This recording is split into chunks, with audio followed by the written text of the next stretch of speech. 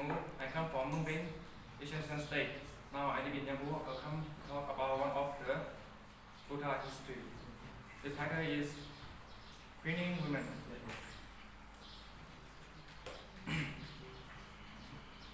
Our woman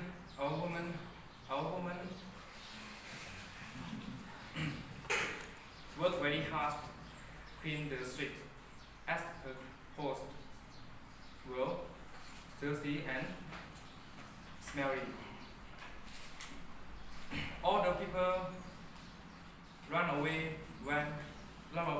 from her when they saw her.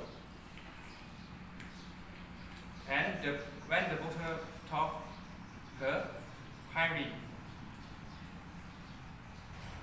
all the people were surprised. They asked Buddha, "You always ask us to be clean. Why are you taking these smelly women?"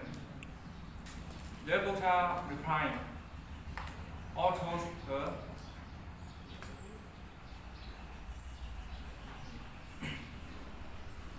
these women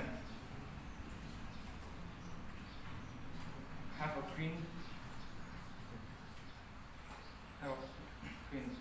She's polite and she works hard for others.